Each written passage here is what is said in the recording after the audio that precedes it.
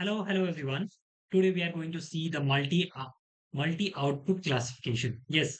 So multi output classification is very easy. If you have watched the previous video, then that's good. But if you haven't watched, then I'll be recommending you to go to the playlist. The playlist link will be given in the description, and now this is the playlist. I'll be just giving the link. So you can just go below, and this is the video of the Video. multi-output class, Like there multi-level are classification. three. So just go and watch that so that you'll have the more concrete understanding. Okay. And so after that, multi-output classification is quite interesting, guys. And just be till the end and like this video and subscribe this channel because we are going to do some amazing projects together.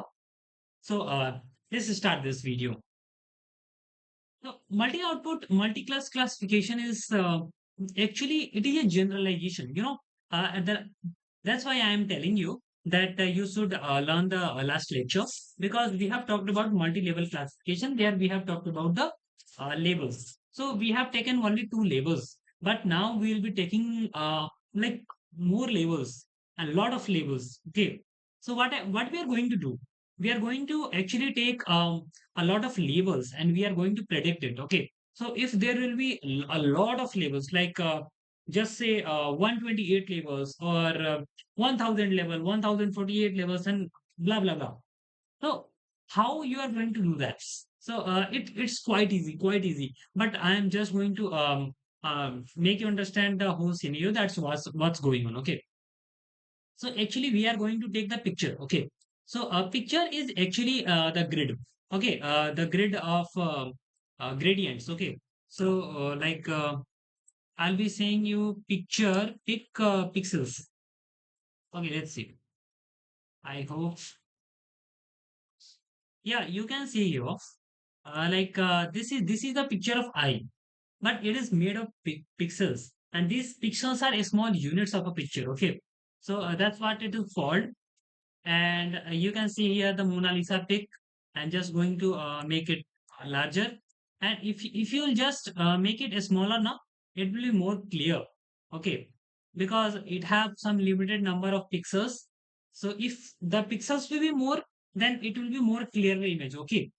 Okay. So what we are going to do now, we are going to take each pixel as a label. Okay. So if this image orientation is 64 by 64, then 64 multiplied by 64 is equal to whatever. So this number of pixels will be there in the, and this will be the label size. Okay. Just think how much label we are going to predict. Okay. Now in a black and white image, okay, it's the black and white image, then then there will be pixels from 0 to 255. Okay. So what is this? So this is actually the gradient, the black one will be the 0. It will be assigned 0. And the white one will be, this is the white one because it is not visible. But yeah, it's 0, guys. So the gradient actually moves up or like this. So it 0 to 255 there will be gradients. So in the, like, if there is an image, then there will be image 0 to 55, then 254, 253, and like you can say 0, 1, 2, 3, 4, 5, and blah blah blah. Okay, blah blah blah. So let's check it. Okay. Um, Now we are going to actually see the picture. Black and white pixels. Let's see. Black and white pixels. Yeah, you can see here. Okay, let's take the picture. Okay, it's not very clear, very much clearly visible. Pixels and we can say numbers. Let's see. We can do also the matrix. Pixel matrix. I can spell it. You need to search on the Google that what the things are. Okay, this is one of the famous example. I'll be, yeah. Actually, I'll be putting it in the thumbnail. You can see here, this is the image, and this is the pixel numbers. So you can see here how the numbers are there. So what the machine understand only the number. So what will be happening? These numbers are representing our image.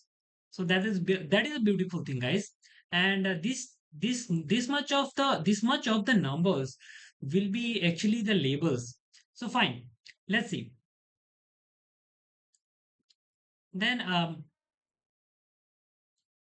okay, so what we'll be doing? We'll be actually taking a noisy photo. Okay, we'll be taking a noisy photo, and then we'll be predicting the good labels. Okay, so we'll be predicting the good labels like this, like this man.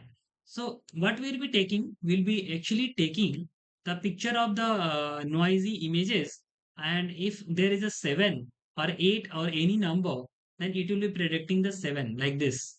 So they'll it will only predict the labels. So this is quite an interesting thing. Okay, let's see. So these are some codes. You can get the code. Link will be in the description. There is a link for the Google Colab. So no need to think much. And you can practice it out. But I'm just going to show you here. Here we are going to add noise to the data. Then we'll be predicting the original image. So we are doing the random seed. Then here we are putting the noise. Okay, we are adding the noise. You can see here, guys, x train plus noise, it is actually no adding the noise. Then it is actually adding noise to the uh, test data, you can see here. And then yeah, it has the modified y train and y test. Okay, I hope that's fine. Then we have defined a plot digits so that it can plot the digit. And after that we have plotted. Okay, I'm just going to run this and run this. Okay. So just see this thing. This is a blurry image. Okay, this is a blurry image of two. We can see it too, but computer has a difficult a difficult time to understand it. So what it will be doing? It will be actually giving the output as the clean image, because it is predicting that this as a label. Okay, so this is the whole thing, guys. I hope this was quite easy and very much easy thing. So I hope you got the point. You can do the code by itself by just by seeing, and you can just go and try the code. That will be more efficient thing. And this was it, guys. In the classification, we were doing it from long time, but I hope now it's worth it, and you can watch videos at your own pace. Look close enough to the target. This conclude our to the classification of the classification. You can now how to select the good matrix. So you can now good matrix for the classification task, pick the appropriate precision, and trade-off, compare the classifiers, more generally build the good classification systems. And next we'll be seeing that how to train the models. But guys, this is the exercise. I'm just going to what to do. um I'll be attaching the file. Okay, I'll be attaching the screenshot file in the description. There will be Google Drive link. Just go there, access this thing, and try to do it. Okay, try to do this thing. I hope that will be more beneficial, so that you will be trying now. That will be a much beneficial thing. Okay. Thank you so much, guys, and keep exploring, keep learning. Subscribe this channel, and meet you on the next video with the new chapter.